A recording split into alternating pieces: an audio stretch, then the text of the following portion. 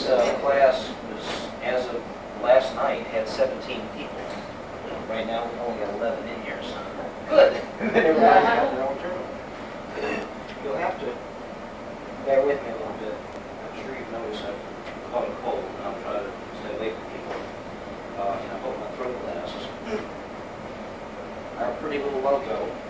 This is done on a color printer. That is actually a print from WordPerfect. WordPerfect will deal with color graphics. You can print directly on pieces of paper. These are just a couple of examples of applicable systems that we play with. Word of caution about this color stuff. We don't know exactly yet. We're still trying to find out what the replacement ribbons cost. But our present guess is that each page that comes out, regardless of what it has on it, is going to cost somewhere between 75 cents and $1.50. We may be underestimating that. We don't know. It's a very expensive printer to operate. So don't use it indiscriminately. Make sure that what you want to do, you're sure that's the way you want it to look before you try to print it. And it will probably be controlled through Ronna's office or something like that. So if you want to print, go ahead and print down there.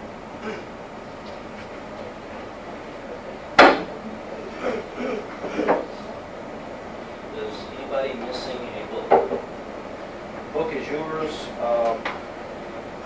This course is some kind of structured not to give you a thorough, in-depth instruction on these various parts and programs, but to give you an overview of what's available and the basic operations of how to get into them. Basically the basics, give you an idea. I'm probably going to be going to the point where a lot of people will forget what keystrokes they're dealing with, but you need to know what the system is capable of doing, and then you can play with it. There's no real way of learning a system like this without just playing with it in your spare time. Okay. This is fun.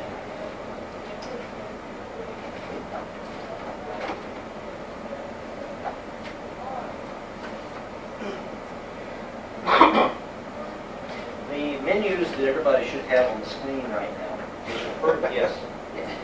Are you in mail? I'm in an app here. No. Okay, type log in. Okay, now you log in. Okay, hit F7 to back out of that. Okay, this is called the shell menu. Shell is a program that the technical name for what it is called load and stay resident. What this means is that over in the computer room is what we call the file server. It basically is just a big disk drive. When you log in, you put in your username. The file that runs, or the program that runs this shell menu is downloaded from the file server into your computer. And it stays there until such time as you either turn your computer off or tell it to, specifically by running certain programs, to get rid of it. And then when you finish that program, a new one is loaded back in. Do not mess with the setups on this thing right now. Currently, everybody is using the same shell menu. If you go in there and play with your colors, everybody else is affected. If you were to goof and screw something up in there, then everybody gets screwed up. Once we get the system, all the bugs ironed out and begin to really get onto it, everybody will have their own shell menu to do whatever they want to. But right now, don't mess with any of the setups. Shell menu's purpose is to make it easier for you to deal with the system. When you hit a key or move the highlight bar to some particular function and press the enter, the system goes out and runs what's called a batch program. All batch programs have the extension .bat on them. Batch programs are small or large programs written in the system to do special things. Like when you press the W to go into WordPerfect, the system goes out and looks for a batch program. It happens to be called, I think it's WP_.bat or something like that. Occasionally, somebody will get stuck as they're trying to get into WordPerfect. They'll have this little thing that says WP.bat or something like that on the bottom of the screen.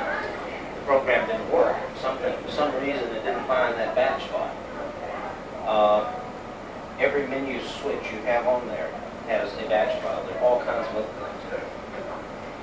In a DOS system, which is what we're using now, as opposed to the VMS system on VAX, when you type something into the keyboard, the first thing that happens is the computer goes out and looks for what's called a DOS command.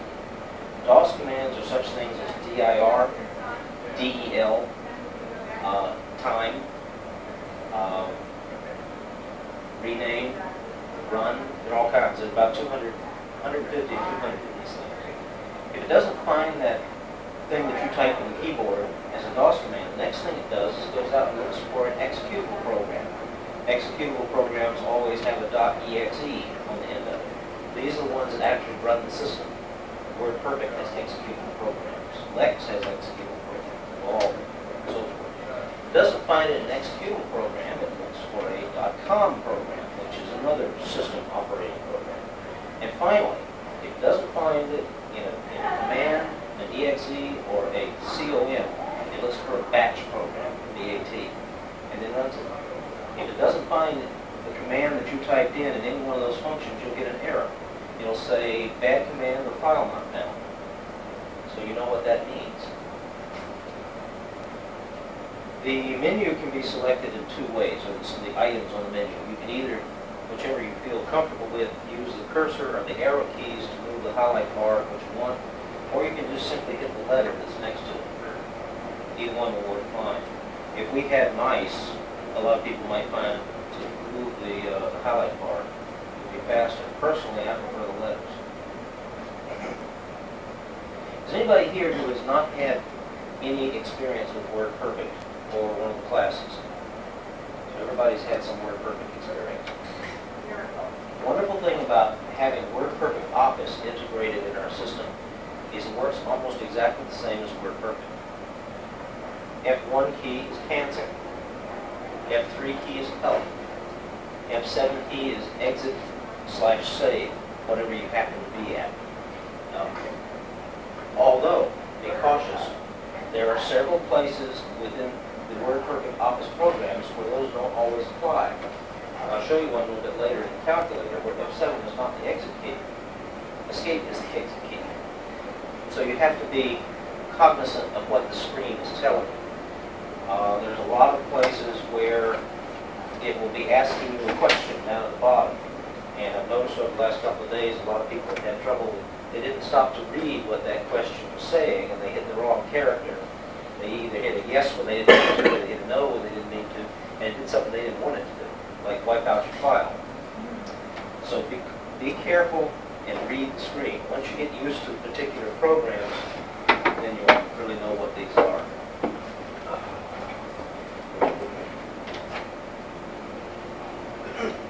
Control-Alt-Delete.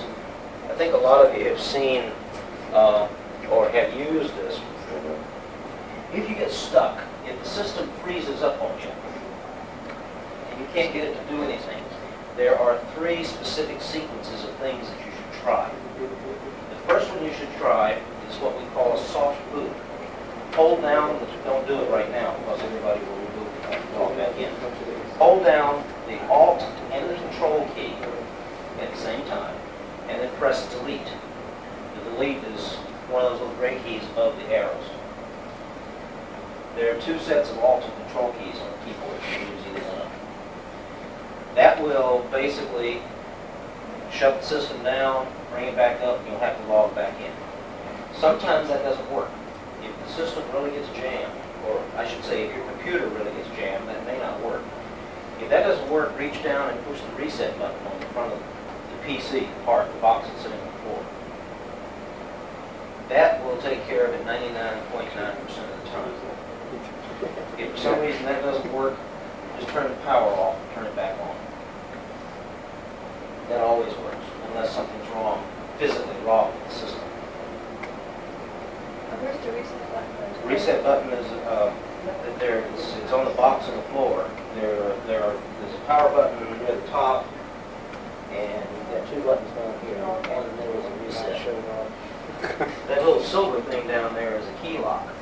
You can, if you happen to have a hard drive, there are little keys that you can use to lock top of that hard drive. It's a sort of a low-level security thing. Anybody else who happens to have a key to the same manufacturer computer can get back into it. If nobody else in your office happens to have one, you can't get to this drive. That doesn't stop them from turning the thing on, but it will prevent them from accessing anything on the disk drive, which generally also means they can't log in. There are a number of other better security levels, though, so we're not even bothering with those keys. Watch for the difference in the screens and in the menus between the F keys and the number keys. I have a lot of trouble. The screen may say a 1 and I'll try to hit an F1. Or it may say Shift F8 and I'll hit an 8 instead, or I'll forget to hit the Shift. So watch for those differences. Turn to the very last page in your little pamphlets that we have.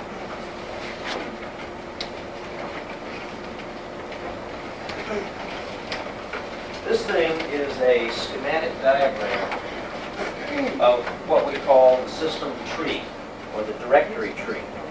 It kind of shows where all the different directories are. Does everybody understand the concept of directories? What is a directory? Okay. This is basically the way we're set up right now. There are a couple of minor variations. For instance, currently DRB does not have WordPerfect 5.1 and Pocket Pro underneath it. It just stops where it says DRB.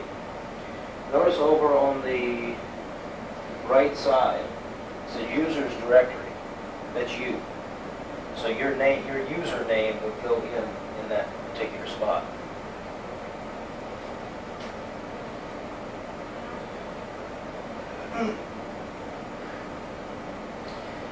Be careful of the difference between the forward slash and the backslash.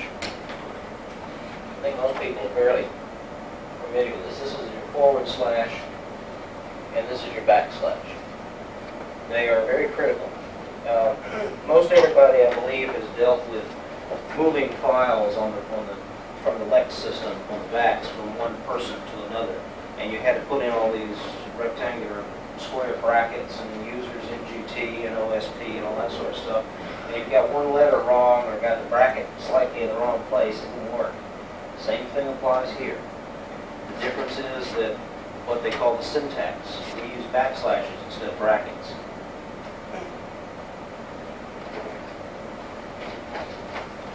So be careful about that.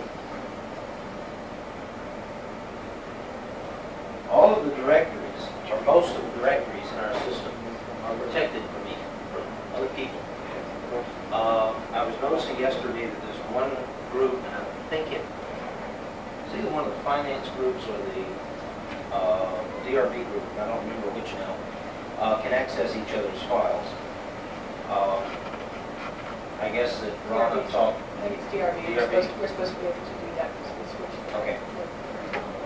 That can be set up. Right now, I guess Ron talked with the people and set it up that way. But anybody outside of that group, you cannot access their files, no matter what. The only people in the system that can get into your file is Ron and Cindy. I can't even get into it. And of course, they have no reason to get into it, but they have to be able to because they're system administrators.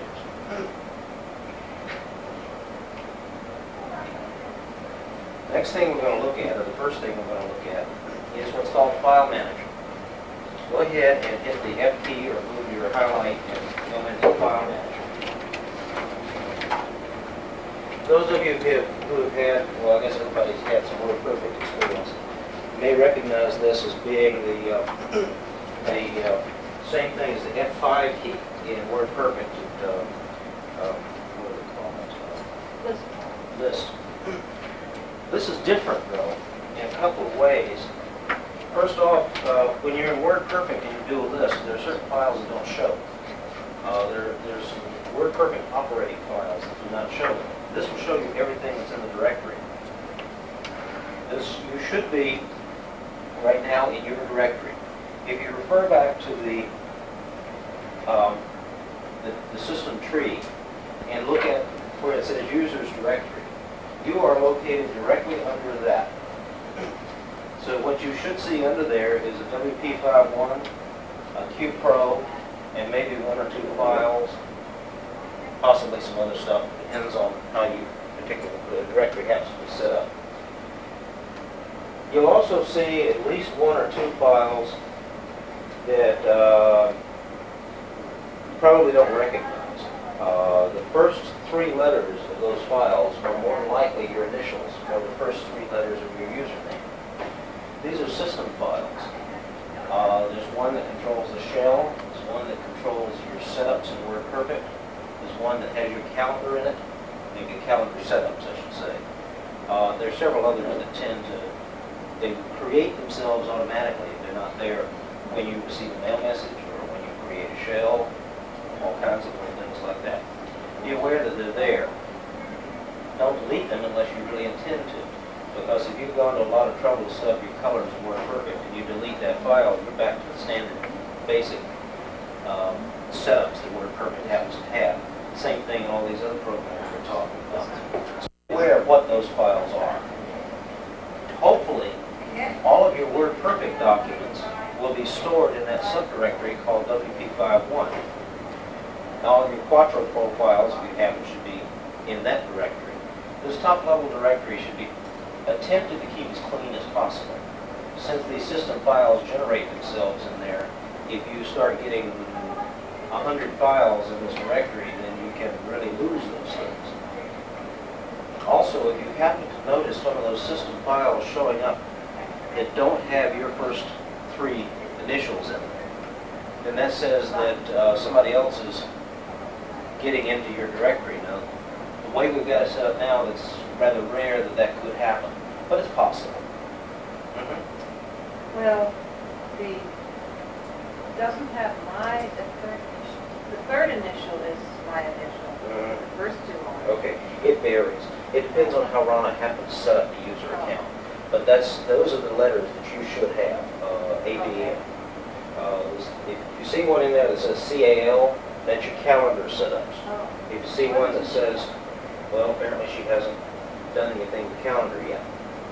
See, these files are not there. Somebody else from your department may have logged in at the beginning. Rana may have logged in there and run the calendar program. But anytime, if you don't have one of these files and you run that program, it will create it. One thing that has been creating some amount of problems, that if you change default or set default to another directory and then run one of these things, it will create one of yours in that other directory. So if you were, for example, to change default down into your WordPerfect directory, and then you run calendar, it'll create another calendar file down there. You find your colors are back to default. You say, why is this happening? It's because you're not in the right place. Just things to be aware of and basically how the system works. Is there any system cleanup to files when you produce another version? Does it make more versions like next or overlays? DOS does not support version numbers. You can only have one file in DOS by a given name. If the system is trying to create a file by the same name, it won't work. You'll get an error message. Or it'll tell you you want to replace it. Yeah, but if the system itself is trying to create one, you'll get something like one common one that occurs is, are other versions of WordPerfect running? That occurs when such times as you're in the middle of WordPerfect and you turn your PC off. You've exited improperly, and it hasn't properly closed the work file. And then you just tell them no. Well, in that case, you tell them no, but it depends on the particular problem. Sometimes you won't accept no. Like if you happen, just a second, if you happen to have two people trying to use the same account. Yesterday, somebody was in here without a username, so I logged in under myself, I'm Frank. I also had Frank running another PC. Every time I tried to run something, it wouldn't let me because she was already in it, and vice versa. Yes. I don't mean to belabor this, but on mine, now I only have one item in each of the two files. Is that because I have not done anything else on it? Yes, what you're looking at is the directory. See how set together? Just because you have not apparently set up, you have not run the mail system, you have not run the scheduler system, you have not done any of those things. The first time you do, it will create that file in there. Look at the top line of File Manager. I'm going to have to stand over here so I can see what I'm talking about. On the extreme upper left, you've got today's date, then the time right now, which is updated once a minute. The reason I say that is because sometimes some systems don't do that. This one does. The next thing you got is directory. This tells you where you're actually at. If you refer again to the directory tree, the one I'm looking at says Elizabeth, that's the first one, or the one on the, maybe I should say the last entry. And then the next one over is data. And if you look at the tree, you've got the users directory, above that is data, and then above that is F. That's the way that thing is organized. So if you look at the top of the screen, you can tell where you're at very quickly. Then you got one that says free mem. What this is telling you is how much free RAM, random access memory, you have in your PC. This is only important if you plan to load extra programs in. Like if you've got Quattro Pro running and you want to pull in 3 or 4 more files into Quattro Pro, and then you decide to put that aside and work on WordPerfect for a few minutes before you go back to Quattro Pro. All these things are loaded into your PC, and it will only hold so many things. If you try to pull in another program and there's not enough free mem space, you'll get an error message, and it won't let you do it. Currently, I don't think we're going to have any problems, but sometime in the future, when we start getting all kinds of applications on the system, we might start having to be aware of how much free mem you have. The next one is disk free. This tells you how much space is left on the file server in the computer. Right now I'm reading 914 million. Each byte is roughly 1 character.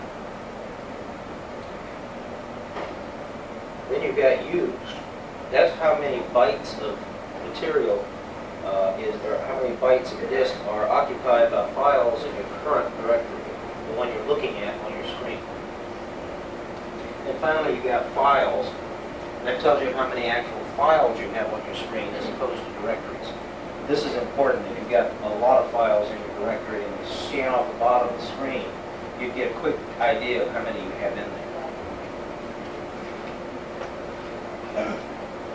Thing that says current directory. I have no idea why that's there. I have not been able to figure out any logical reason they put it there, except maybe it just balances the screen out. The other side says parent directory. What the parent directory is the one directly above you.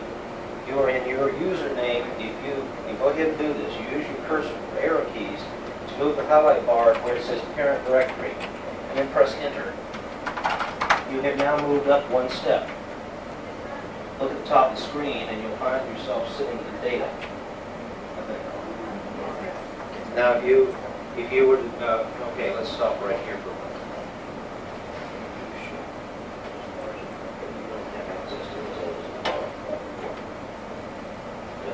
Just a minute. You should probably have 2 items listed there. Your directory, which we just came from, and if you were to hit return right now, you'd go back in there. And on the other side of the screen, there is one that says common. If you look at the chart again, the tree, see common is over here on this side.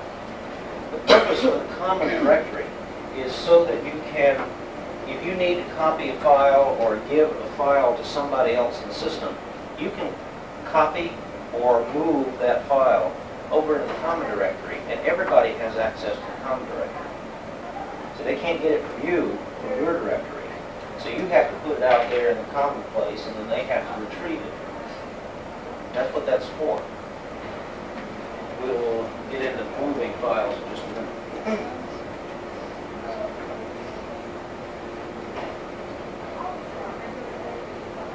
Okay, let's go into the common directory. So move the highlight bar over to where it says common and hit return. Now we want to go into the info subdirectory. So move the cursor down or whichever way you need to go and go into info. There are 4 files in info right now. What we're going to do is we're not going to move it, we're going to copy it because we don't want to take it out of there. The one called font.ltr. So put your cursor or your highlight bar on top of that one. And now look at the bottom of the screen. You've got a whole pile of options now. You can mark. Let me explain what mark is for. Suppose we are in your directory and you've got 5 files or 10 files you want to give somebody else. You can mark all 5 or 10 files and do the whole batch all at the same time. It's kind of like blocking in WordPerfect. You can block a whole bunch of stuff on your page and then do something with it all at the same time. So if you have a bunch of files, you just mark it using an asterisk. Go to the next one, mark it using an asterisk. And then when you tell it move, delete, whatever you want to do with it, it does all of those. The second one is delete. That's fairly obvious. And it will ask you if you want, if you confirm that you do want to delete it. Move and rename. If you've created a document that you're no longer interested in, you don't want it anymore, but you want this other person to have it, use the move rename, because it will take it away from your directory and put it in the other one, as opposed to copying it, where you have to go back and delete it from yours again. And of course, the next one I think is copy. The next one is select files. I'm not going to mess with that one because I don't understand it. There's a lot of this thing that I don't understand. Everything I know about WordPerfect Office I've learned in the last 3 weeks. When Cindy asked me to teach WordPerfect Office, I didn't even know what it was. Lock. I do not recommend that you use this unless you've got something really, really secure or secret. What this will do is to lock a particular file or groups of files with a password. Just like in putting a password in WordPerfect. If you forget your password, that's it. Nobody in the world can get it out for you. So that's what lock is for. The difference is if you lock a file in this system, nobody can actually gain it. Nobody can even look at the file. If you put a password on a file in WordPerfect, it scrambles. You can look at it, but it's just a lot of gibberish on the screen. So that's the difference. Let's see. Look and, or number 6 and return key or enter key is exactly the same thing. And this is a toggle. Go ahead, if everybody's got font.letter highlighted, hit either 6 or the return key. Now you are viewing this document. It's the same thing as in Lex View. You can't change the document, but you can look at it. Is this the one I wanted to move? Take a look at it. Hit the enter key again and you'll be back to your screen. 4 to 6. Okay, now what we're going to see. Other directory is a quick way of moving someplace else if you know where you're going to go. I don't use that very much. Copy is one I'm going to use in a minute. I'm not going to go into word search, name search, and find files because that gets rather extensive. But what this allows you to do is, say you've got a directory with 400 files in it. You can look for a specific file. If you know what the name of it is, and I can't remember which one does which because I haven't really gone into it very well. You can search for that, you get to it, do something with it real quickly. Suppose you have created a letter to Mr. John Doe. You can't remember what you call that letter. You could cause the system to search through all the files in your current directory and look for the name John Doe or any other combination of words that you want it to. It will go through, it will find those files, and when it's finished searching, it will list only the files on the screen that have that combination of words in it. Then you can go in and either, if you only got one letter to John Doe, then it will show up right there. Otherwise, you can check the various letters that happen to show on the screen. That takes quite a bit of time to do that. Of course, dependent upon how big your directory happens to be. I tried to do that in a directory the other day. It took 10 minutes because this directory had 800 files. And all the files were rather big. It was one of the operating files. Okay, we're going to do a copy. Make sure that your font.letter is highlighted and press the, what is it, 8? Now, if you notice at the bottom of the screen, you have your default directories listed.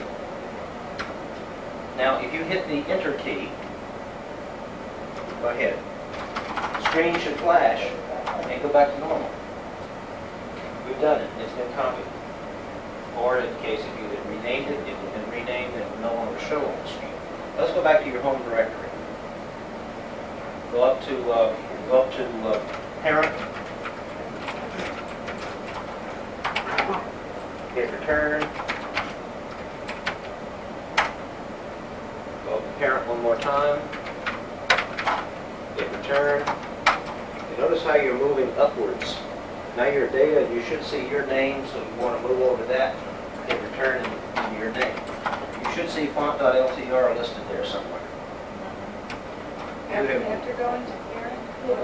You have to go back up into parent until you get to the, Yeah. there you go. Now move over to one. Now hit the return. There's your font letter. Oh. You have just retrieved that file, you have copied that file from the common directory over to you.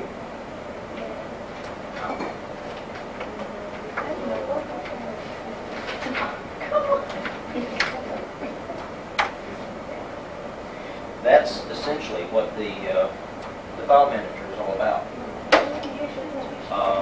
If you are trying to clean up your directories, the mark and delete are quite useful. Highlight the font.letter in your directory. Now hit the, what is it, 2 for delete? It's asking you for confirmation, do you want to delete it or not? Yes. Okay, look at the top. Look at where you're at here. You are here. You need to move down to here. So you need to go into data. All user files are under data. And there's Mary Lou. Okay, go on back into Mary Lou. There you go. See font.letter? If you're trying to delete a lot of files, that's a real good way of doing it. Just mark them and hit the delete. And it will step you through one file at a time and say, do you want to delete this one? Yes or no. Do you want to delete the next one? Yes or no. So it's a good way of doing it. Okay, let's back out of that with our good friend, the F7 key. You should be back at your shell menu.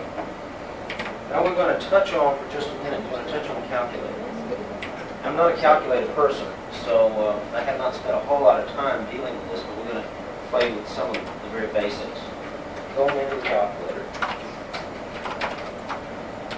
Down in the lower right-hand corner is the display register. This is what you're doing right now. Go ahead and hit a punch with a couple of numbers and put some number in there. You can use either the keypad or the numbers across the top of the keyboard. Either one, they both work. If you're going to use the keypad though, see the little green light that says numlock?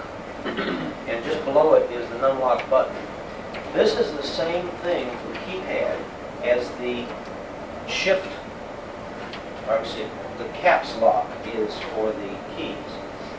If you notice the keypad, you've got a 7, 8, and a 9, and underneath that you got a home up arrow and a page down. If your numlock is on, you're going to get numbers. If the numlock is off, you're going to get the other functions. That's very, very similar to the way a lot of calculators work. So if you're going to use that, make sure your numlock is on. If you happen to be connected to the VAX and running Lex, your numlock must be off. Otherwise, you get some very strange results every time you hit the arrow keys. But that's a side. Plus, minus, you can use the keypad. You can use the plus and minus on the top level. Times is the asterisk. Divide by is your forward slash. See, most of you have added a few things in there. Tape. I'm going to touch on that for just a moment. Your tape is automatically, the default is on. Hit the tape, which is an F key, F5. And you get a little menu down at the bottom. The first thing it says is tape, 1, T, yes. Yes means that it's already on. If you, for some reason, wanted to turn the tape off because you wanted to go off and do a side calculation for a minute, you can turn it off and turn it back on and continue. Clear will clear the tape. Now we're going to have to deal with a little something here. Number 3 is print. Going into it.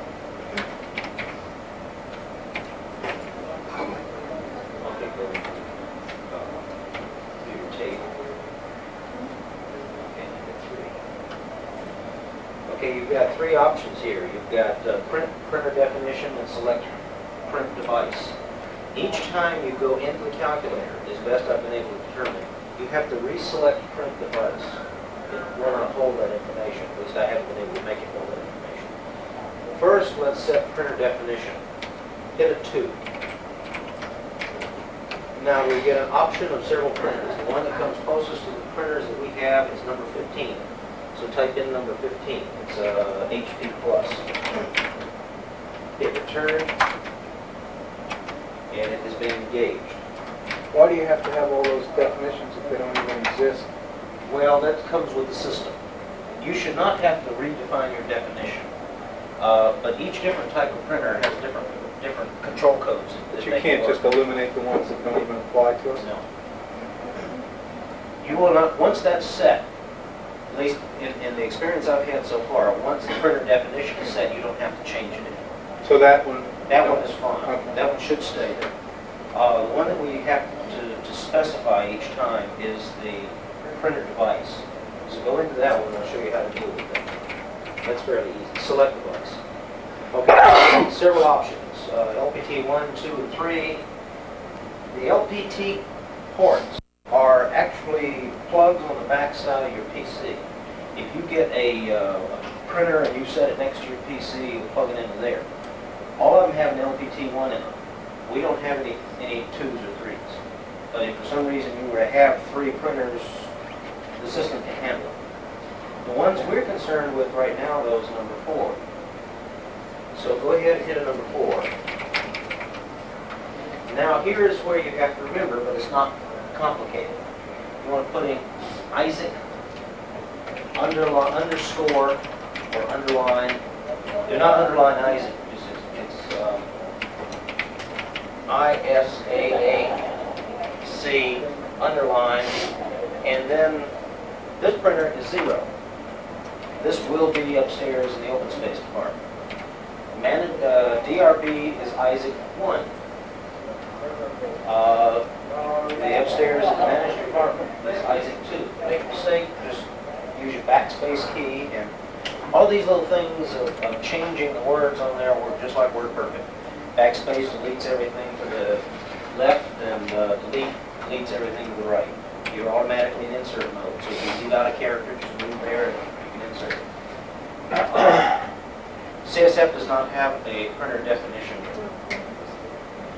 This is what you have to set each time you want to print something. You don't have to go in here unless you want to print something. But the reason I'm covering it now is we're going to have 2 or 3 more times later this morning where we're going to have to set this. They're always the same. Okay, once you get the Isaac, it's right here. Now just put another 1. And then 0. Then hit return. Yes, this is a network printer. Okay, we are back there. Now, if you would want to print your tape, let's not do it because we get all kinds of garbage coming out of here. You just hit 1, and your entire tape will print out.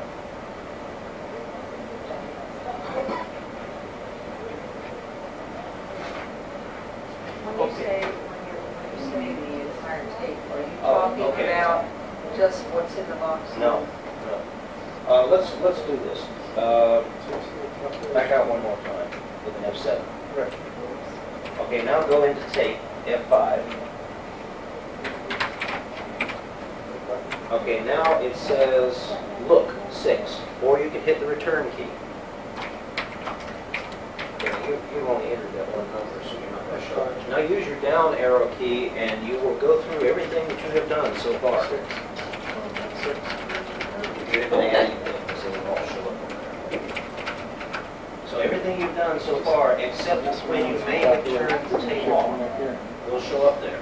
Now this will hold until such time you exit the calculator, at which time it's all clear and blacked out. Now you're in there and you've done a lot of stuff, and you want to clear your calculator.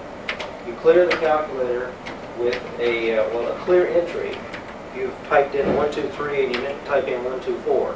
Clear entry is F1. It's the same thing as that cancel key. If you want to clear the whole calculator, let's do this now. It's a shift F1. See up there where it says clear all? Okay, now, you did exactly what it was supposed to do. Well, that's interesting. Your numbers will not go away. You're still going to do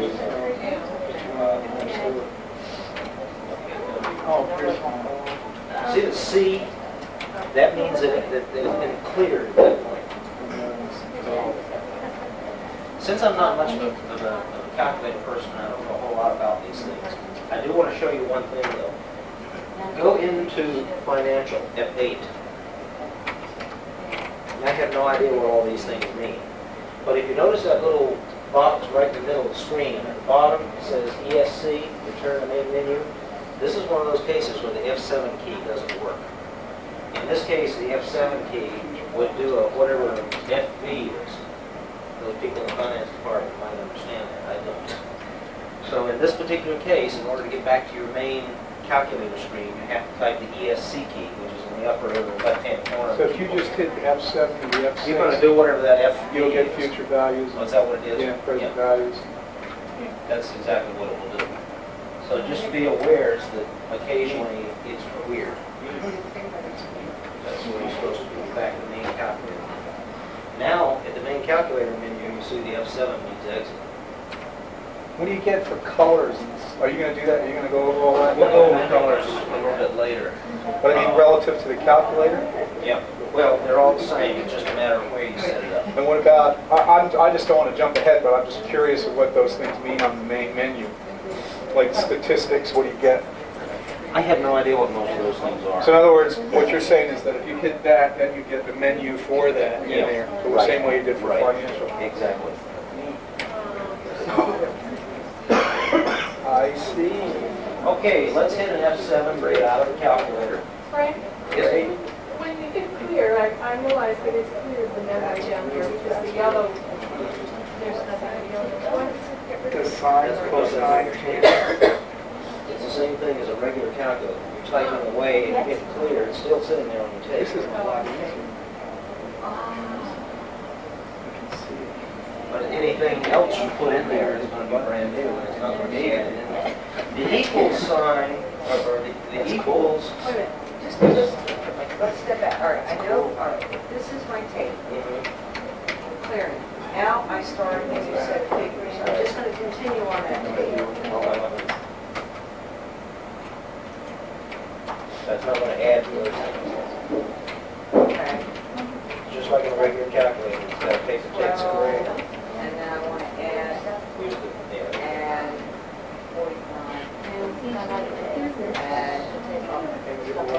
Also Oh, note, and, all right, and it also shows that. right. You may also notice that you've got a running subtotal going on the display register. The equals or the enter do the same thing. I'm not sure if the big enter key does it, but the small one over the side does the same thing as equals. That is intended for grand totals. If you're doing multiple formula functions, the system allows you to do all those things that allow you to put things in parentheses and brackets and do all kinds of weird stuff. You accidentally cleared all of it. You want to get back to it, you're going to have to re-enter. But if it's cleared entry, Clear entry is only for the digit that you have inserted but have not been a plus, minus, or equal sign. You punch in 1, 2, 3, and you suddenly realize you want to punch in 1, 2, 4. That will clear just that without affecting anything else. Okay, let's back out of that. We're going to have a break shortly. Frank, Yes, when ma'am. we get to a running total, as we put it in on the tape, is there an accumulated total that we can get to? Thanks. I'm afraid I can't answer that. You'll have to play with it. The tape will hold everything.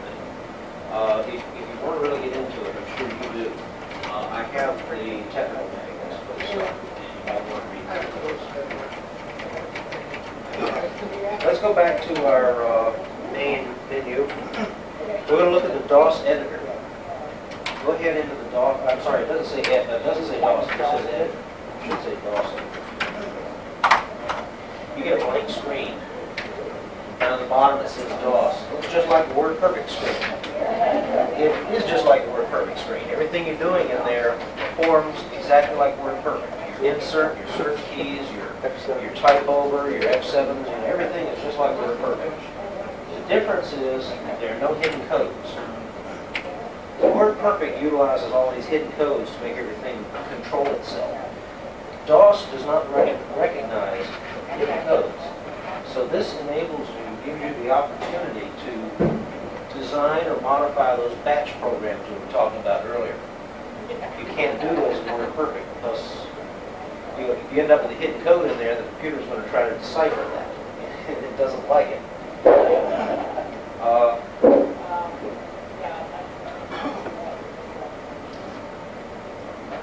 Basically, that's all there is about the DOS editor. I suspect that most people here are not really going to get into that, but that's what it's for. Let's back out of that. Let's get You may say that's what it's for. Remember, I'm a computer illiterate. Yeah, and I'm worse than Millie. Why would you do it? Don't ask. You don't want to start getting to know these things. If you, for some, well, let me give you an example. Just a small example. Let me give you an Put example. perspective. In the VAX system, we had what we call, at one time, it was still there, it was called scratch copy. Right now, we have, I think it's news. When you type in the word news, it goes out and it runs the VAX equivalent of a batch program. Digital operating. That program proceeds to ask you, what file do you want? Okay. You put the file name and it proceeds to do it. A batch program can do exactly the same thing. If you wanted to write a batch program to do something like that, this is how you can do it. There are several other ways of doing that, but this is by far the easiest to deal with. DOS comes with what they call Edlin. Edlin is the worst editor I have ever seen in my life. It's almost impossible to deal with. Since then, DOS has come out with another editor, which is quite a bit better, but this is still far better still. She's Like I say, most people here probably will not use that. She's moving But you the can box. see it on the screen, so I want you to Pictures. understand what it's for. Okay, let's break the web. The other thing comes to mind is I need